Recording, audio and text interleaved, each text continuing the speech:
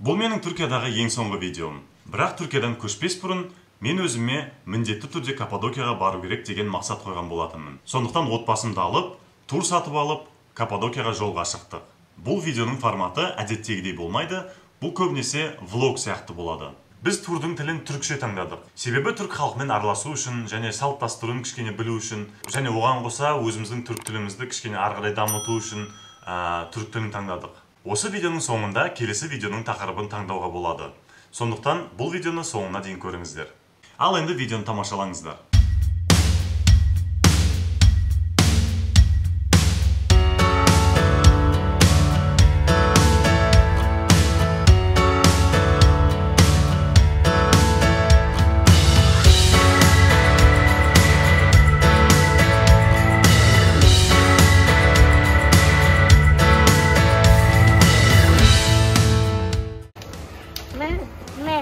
Мама, Қасым, что бать, мама де, мама де.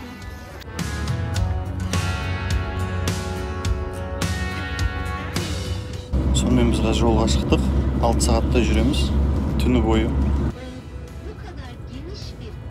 Біз қазір Манавгат деген бір қалаға тоқтадық. Қазір енді ары қарай жүреміз. Сол мынандай бір автобус бар. Ішіне кіру керек. Түн ортасында мынандай бір жерге тамақ ішуге келдік. Дала өте суық. Негізі мына Анталиядан солтүстікке қарай 300 километрде жүрдік. Турцияның несін сонда орталық жағына қарай. Жаман суық қазір. Кеше ғана Анталияда теңізге жүзіп жүрген едік. Мына жерге келіп едік, кәдімгідей суық. Далада 0 градус көрсетіп тұр қазір. Негізі соны байқағаным, мына Түркияның орталық жағына қарай жүрген сайын ислами адамдар көп кездестіресің.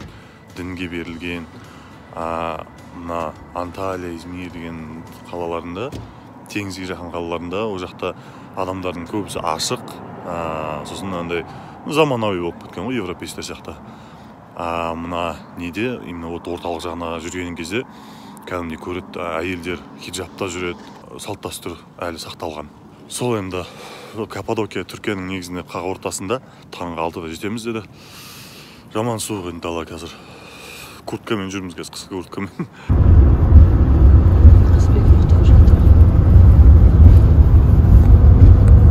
Сонымен біз келдік, мына жерде автобустар толып тұр. Қазір мына жақтан, қазір осы жақтан шарлар жандырып атыр ма, біраз істеп атыр. Соның бәрі қазір где-то 20 минуттың ішінде ұшу керек уже. Сол енді біз қазір ол әдемінің бәрін мына жігітпен мына камераға түсіріп, сіздерге әдемілеп тұрып YouTube каналынан көресіздер. Суық па Қасым? Дала кәдімгідей суық негізі ма?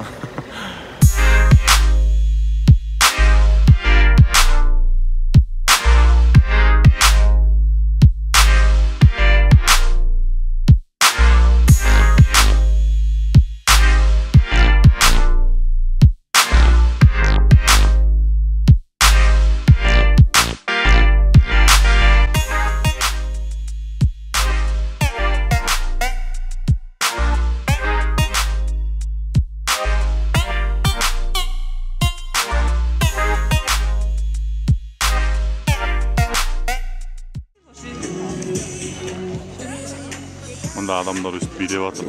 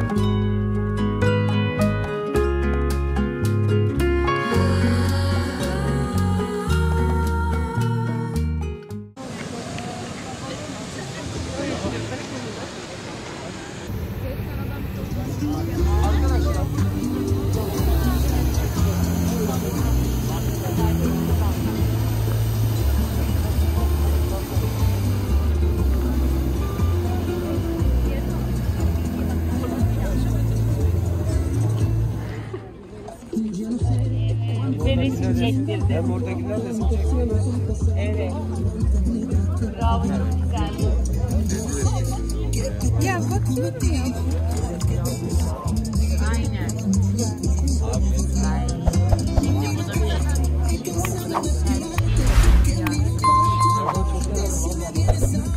Şimdi bunu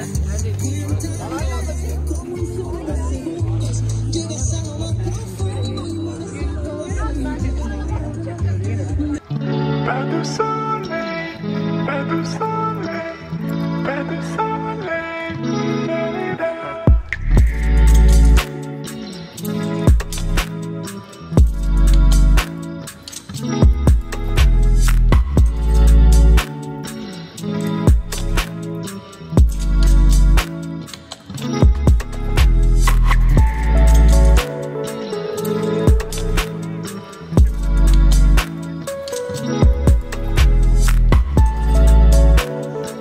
Bacalarının içine gireceğimiz yerlerde olacak. Mesela Paşa Bağları. Aa bakın ne diyor? Bu şey pilot tek eğitim salonu.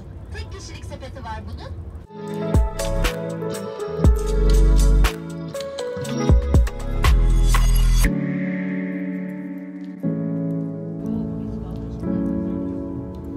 Şiş barınarak. Burada size şey var.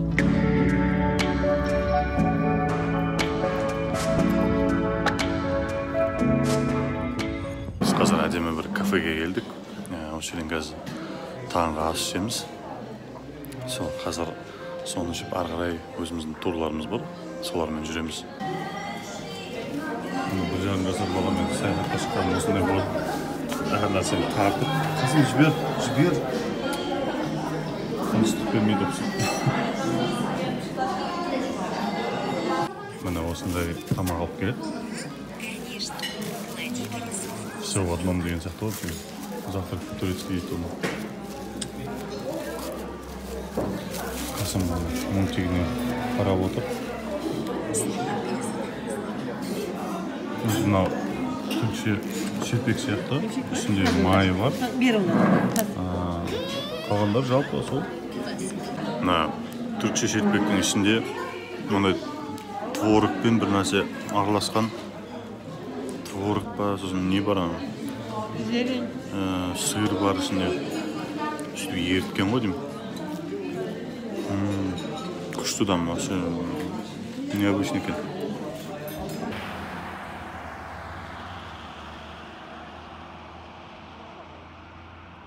Diyorum bir dur hani insanlar Antalya'dan gel olmaz diyor yetişmemiz lazım program var. Şimdi ben öyle değilim. Ben istiyorum ki gerçekten çok teşekkür ediyorum.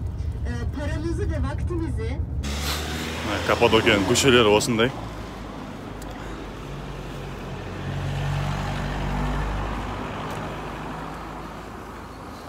Көшелер негізі әдемі екен, ұнады маған. Бірақ мынаны қарасаңыздаршы.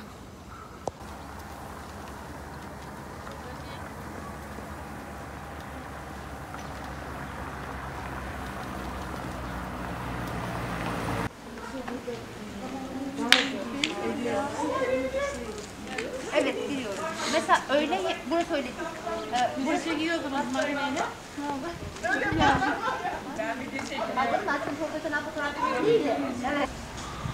Мына есік тарамыз біреудің үйі сияқты мынау. Мында адамдар суретке түсіп жатыр. Баяғыда бір түрік сериалын түсірген дейді осы бір үйде. Декорациясы бәрі бірдей дейді осы мына асман қонақ дейді. Қазір көрсетейін. Мына осы бір киносын түсірген дейді. Сол 10 лира төлеп ішіндегі бүкіл несін көруге болады дейді. Декорациясын, кинода қалай түсіргендерін, анау-мынау. Сол біз оны түсіне бермейміз енді. Түріктерге қызық болғасын өздері түсіп жатыр. Жаңа қызық бір жағдай болды. Әдемі бір қаланың бір көшесінде келе жатқан едік.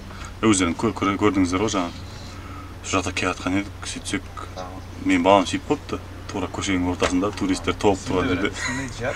Сүйіп қойып сол туалетке бар киімдерін ауыстырып.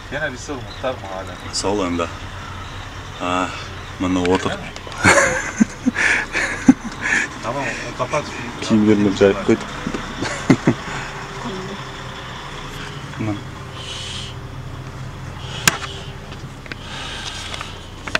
Осы баламен саяхатқа шыққаның несі, рахаты. Мына жақтың табиғаты қызық екен негізі. Мына негізі Каппадокияның орнында 65 миллион жыл бұрын бір теңіз болған дейді. Сол бір теңіз тартылып қалып, соның орнында осындай не болған, осындай таулар қалып қалған дейді. Мына негізі былай қарасаң, бүйтіп жақындатып қарасаң, недегі Маңғыстаудағы үстірттегі тауларға ұқсайды. Мен ол жақта болғаным жоқ, бірақ суреттерін көрдім, осындайлар сияқты. Мынадай бір таулардың арасында işte базар басталып кетеді. Как всегда нравится. Дондурма. Неше түрлі нәрселер бар. Магниттер, мына ыстық шарап дейді.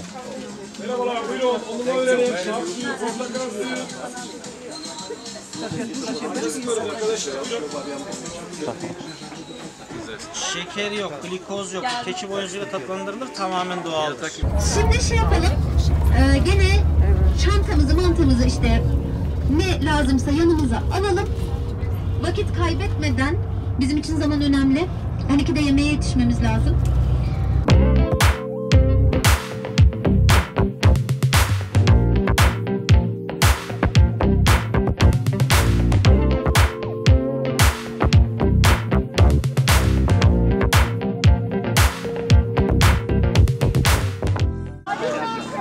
Мына жерді қарасаңызшы, кәдімгідей қандай әдемі. Мынаның бәрі үйлер міне. Nevin Hanım. Geldi mi kamera? Nevin Hanım siz misiniz? Қазір жақындатайын дейді. Tamam. Мына таудың үстінде де, ішінде де жан-жағынан үйлер салып қойған. Мына көрсеңіздер, мына күшті әдемі екен.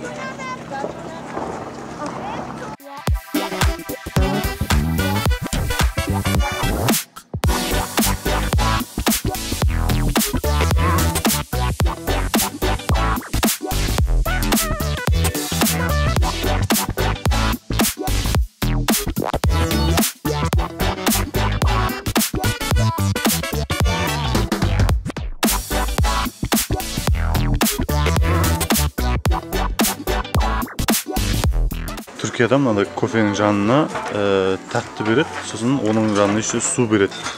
Себебі мына кофе деген ащы болады кәдімгідей. Бұл нефильтрованный Мехмет Эфенди деген кофе бар.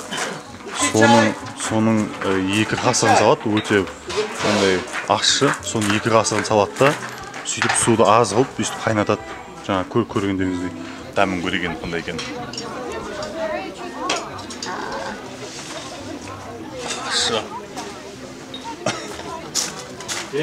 Что мало? Yaşlı.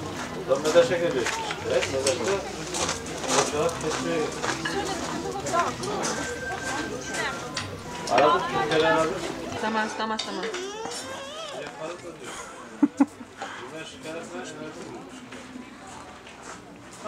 Kaç su alırsan Kasım?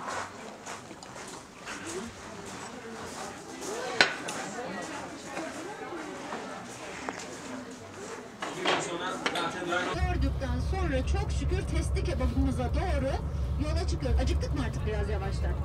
Influencer, ben hariç. Okey, olur. Benim de saçlarım pembe, sıkıntı yok.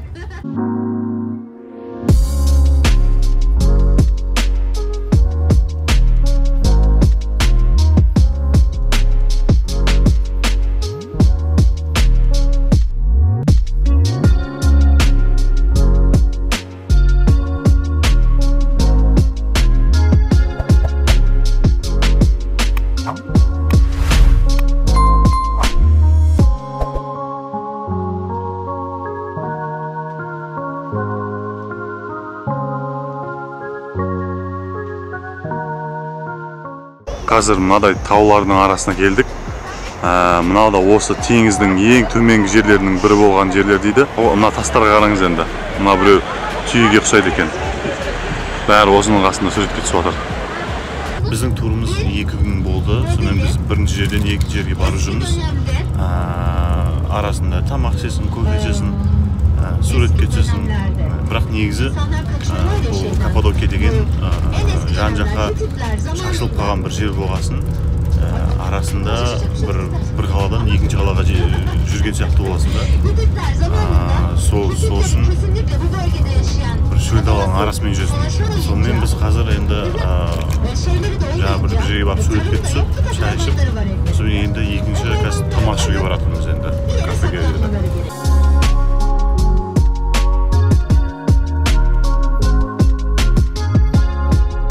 Біз мынадай бір әдемі бір жерге тамақ ішуге келдік. Іші ресторан дейді, что-то ресторанға вообще ұқсап тұрған жоқ. Негізі. Қазір көреміз енді. Масканы киіп кірейін.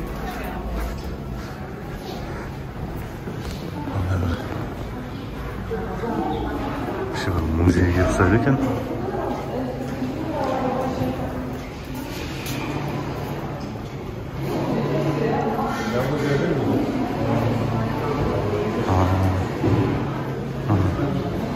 Әдемі екен. Жоғары барлығы. Туалеті.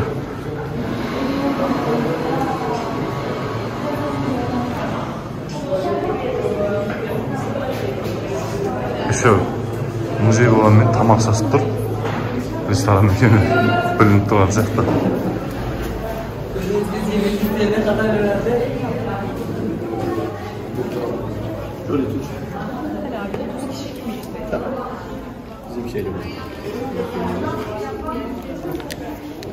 Bizimkilere kaç masa hazırlanmıştı?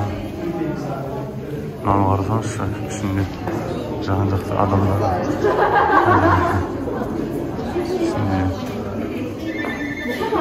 stolda oynап қойып негізі şimdi. Тамақ жейміз қазір отырып. Өте әдемі.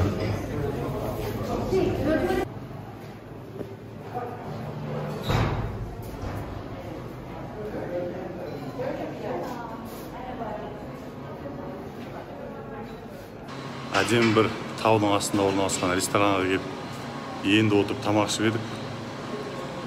Мына бала қайттан сөйтіп қойды сөйтіп. Қайттан көтін ауыстырды енді. Бірақ кішкене туалеті бар мына ресторанның.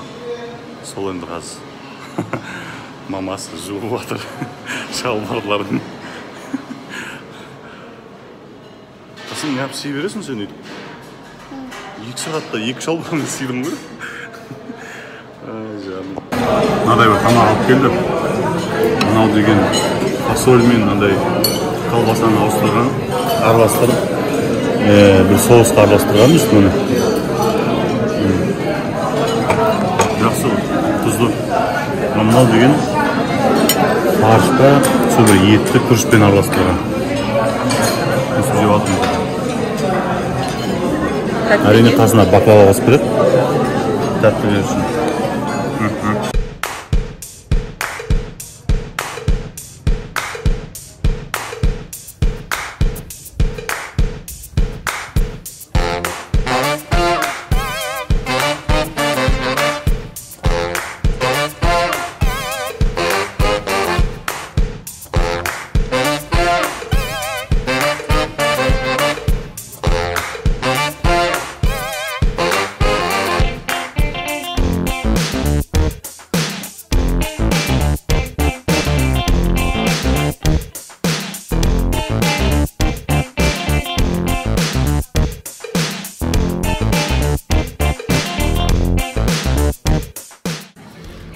Қаланы аралап жүрміз.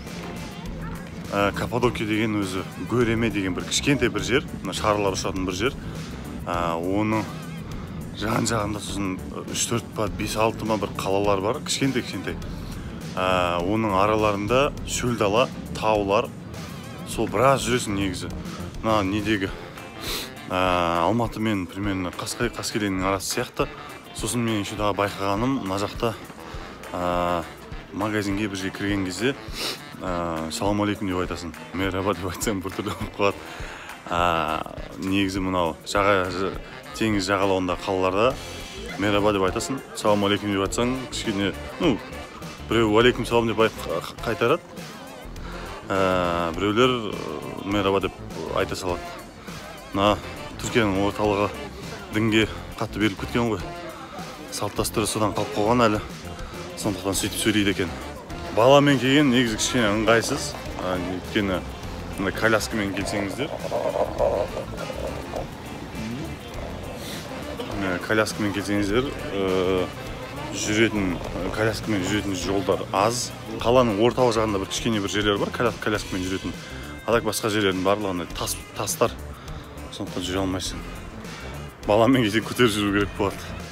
Еще о балаң сиіп қойып жүрсе, жалаңаш көтеріп жүрсің. В общем, памперс алып проблемасын шештік негізі баламның.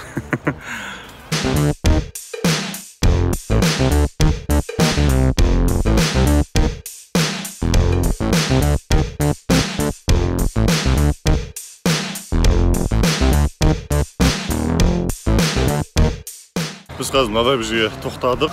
В общем, Түркияда семішке шағуды жақсы көреді. Асқабақтың семішкесі,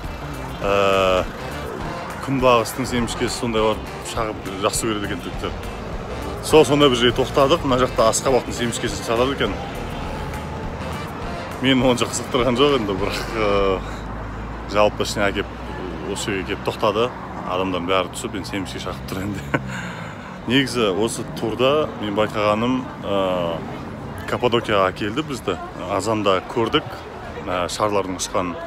Одан кейін бізді тек қана мынандай бір нәрсе сататын жерлерге алып келді. Сонда біз өзіміз бір нәрсе сатып аламыз.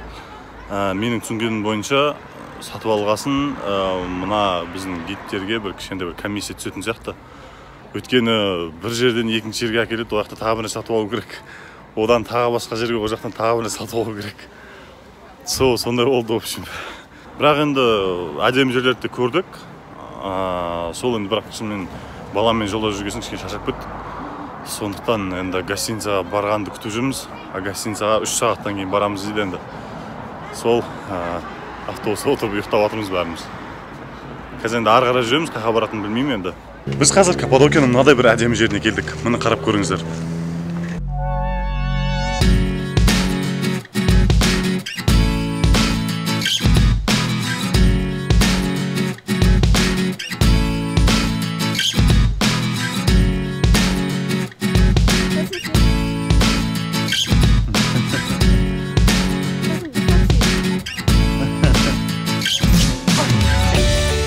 Біз қазір мынадай сафариге кетейін деп жатырмыз, квадроциклдермен, мына таулардың арасымен. Жай жүрсем түсіруге тырысамын енді бір нәрсе қылып. Қызық болатын шығар, алып кеттік. Міне кеттік. Шаң басып қала береді екен бет жүрсең. Жай жүру керек еше алдымызда. Алдында 10 машина бар еше. Мынадай жерге келіп тоқтадық. Каппадокияның ортасында. Барлығымыз тоқтадық, қазір суретке түсіріп жатырмыз. Біраз жүру керек дейді, тағы жоғары қарай. Сосын қайтып мініп, сосын ары қарай жүреді екенбіз. Бір сағатта жүру 150 лира тұрады екен. Негізі арзан, Дубайда $100 тұрады негізі. Көзім бәрі шаң-шаң болды мынау. Несіз, көзілдіріксіз жаман қиын екен. Үстің бәрі шаң болады екен андай. Бірақ күшті керемет, маған ұнады.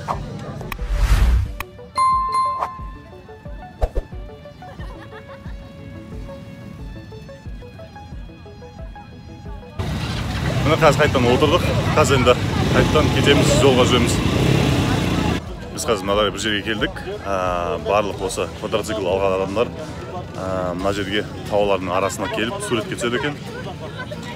Өте керемет негізі көріністер. Міне қараңыздар. Күшті негізі.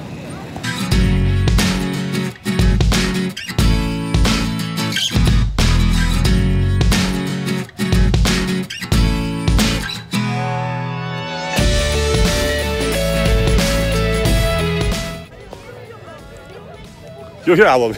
Bu tarafta çıkıyorum. Teşekkürler. Mına көріністі қарасаңыздар. Керемет.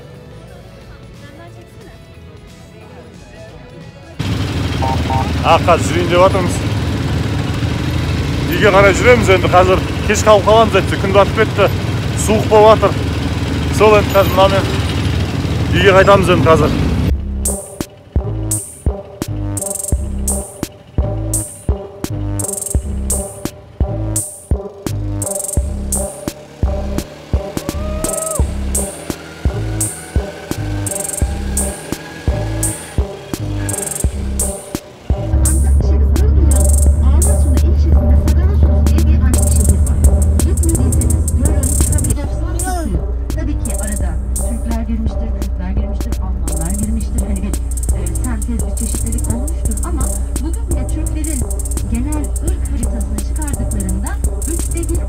Biz қазір Каймаклы Ералты шехері дейді. Сол жерге кірдік. Мынадай музей картасын алдық. Бүкіл Түркия бойынша жұмыс істейді екен. 60 лира тұрады. Сонымен жүреміз енді. Бүгін күні бойы музейлер аралайды екенбіз. Сол енді қазір көрсетем, ішінде не болып жатқанын. Бұл жерде 4 қабатты қалашық дейді, жердің астындағы. Қазір көрсетем соны.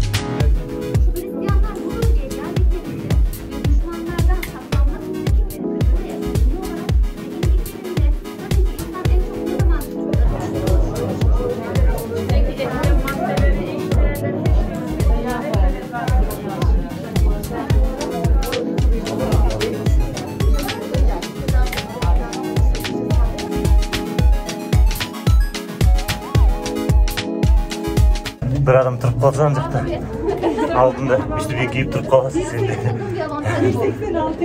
Rehberlerden bakın 4 tane daha. Bir dur diyor. Lütfen böyle yaklaşsan. En geniş yerde bir. Вентиляция, в общем. Бұл жақта салқын екен қышта.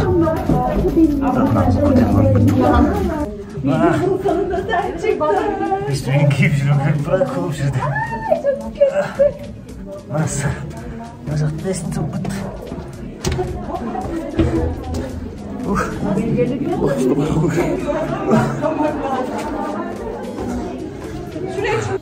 Қалай өмір сүрген екен, мынаның ішіндегі бойы алас адамдар өмір сүрген шығар. Evet, hem bunlar sonradan ya. Жүру мүмкін емес мынаның ішінде. Осы кәдімгі үлкен қалашық болған дейді. Мына бір жер стол, тамақ жасайтын стол болған дейді. Бір нәрсені кесіп, таспен бір нәрсені специярларды батырып деп мыжып езіп тамаққа қосатын жерлер дейді. Жалпы осы тамақ істейтін жерлер болған дейді осы. Кладовка, анау мынау бүкіл осы жерде болған дейді.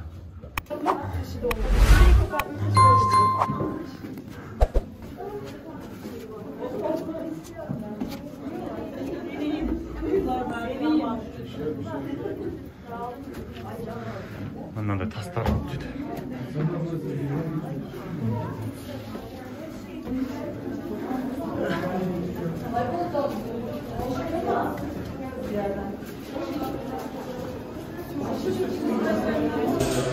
Çıktım. Ha zaman. Şaşıp bitirdik kesin içine. Yiyin keyif жүру керек ben. Hanımlar beni sırmaya gidiyorum. Tamam. Bizim gideceğimiz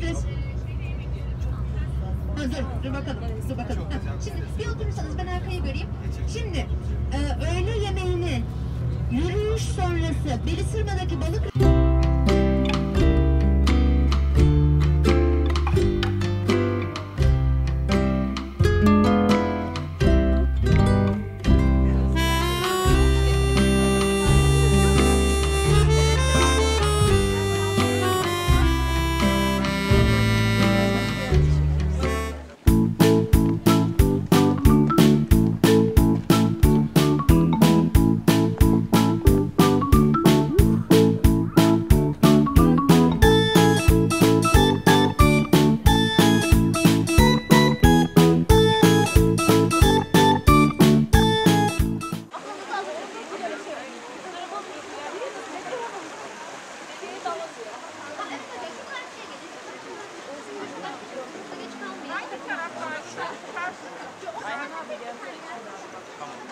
Профессор видишь, там еще поднимается. Да. Туда пойдем туда? Я пойду. Я не знаю.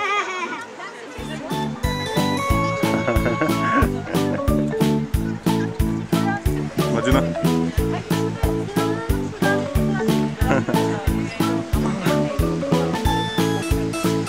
Gel Kasım gel.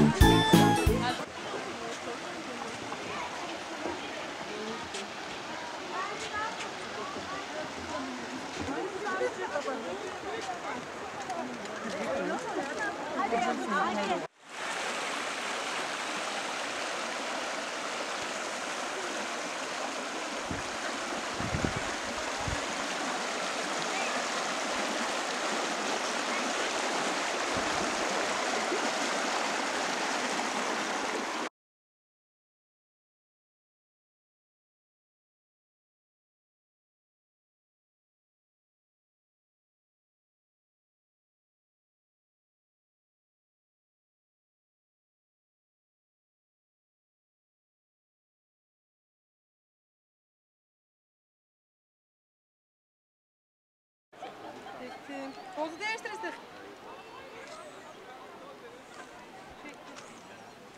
Çok güzel, çok.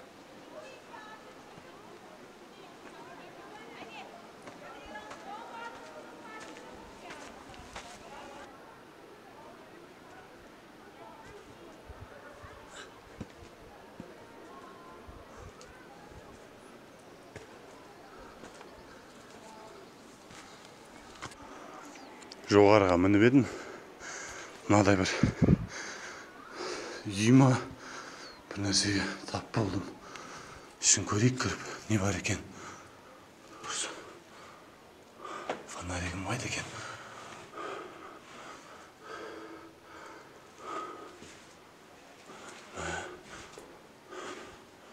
Не бар екен мынаның ішінде?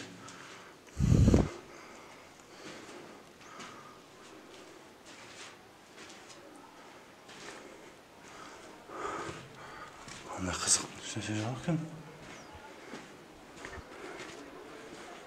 Біреулердің үйі болған сияқты мына жақтар.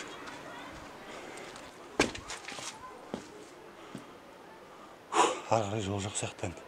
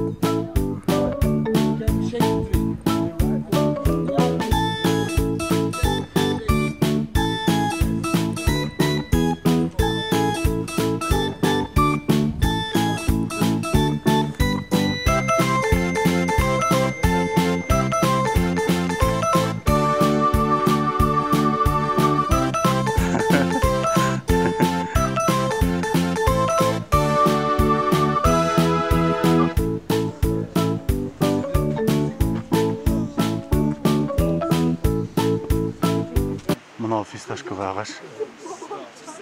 Өсіп тұр дайын. Аз қалды, адамдар бәрі алып кеткен. Ama sen niye beni hiç...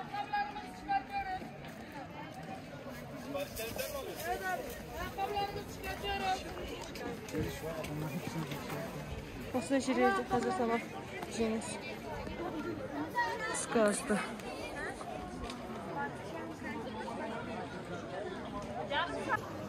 Analarım.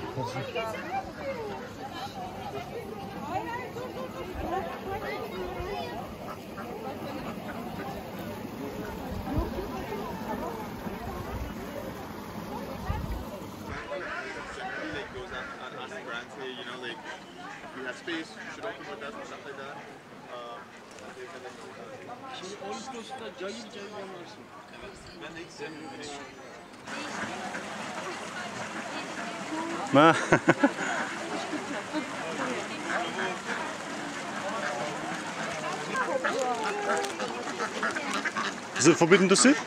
Huh? Is it forbidden to sit? Seems to be. Okay.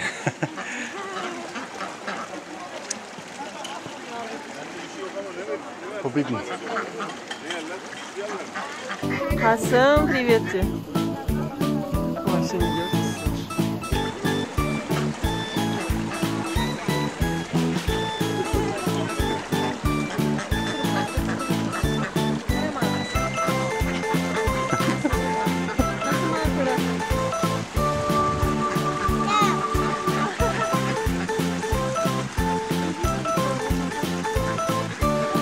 Orada bir şey şu yok.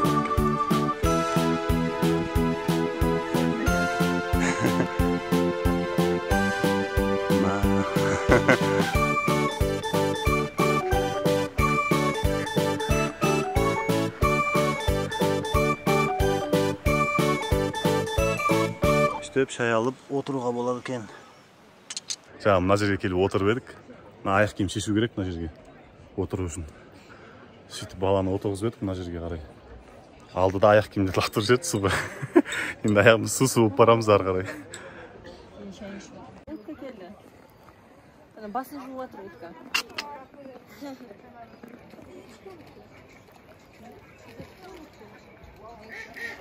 Тамақ жейтін уақыт болды. Біз сонымен өзімізге мынадай бір мен балық алдым. Мадина өзіне тауық алды. Қас көрсетем. Соны қазір жейміз енді отырып.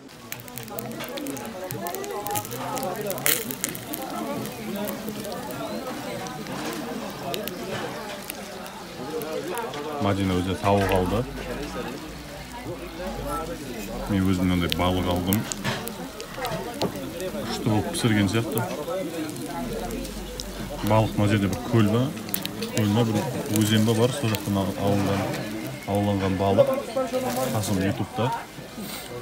Өзіміз естіп тамақшы отырмыз, енді барлығымыз отырып, мынандай бір әдемі жерде, далада.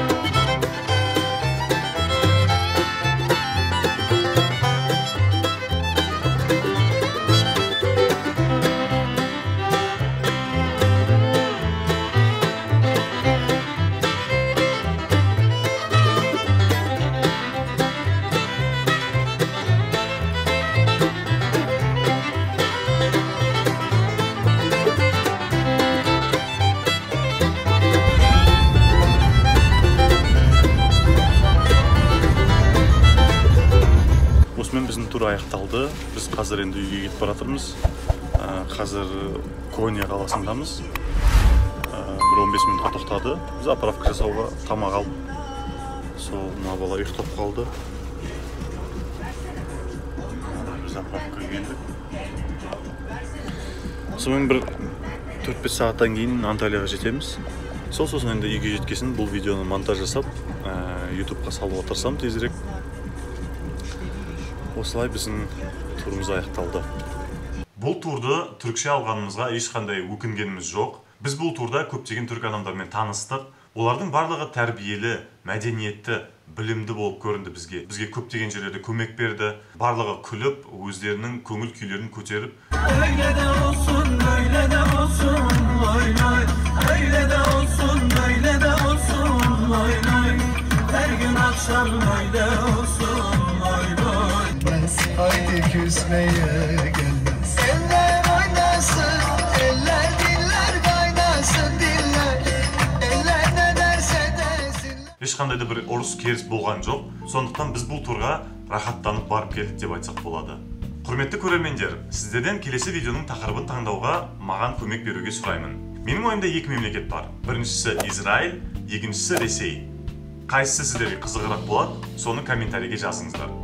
Ал мен сіздерді енді комментарий секциясында күтемін. Сондықтан көріскенше.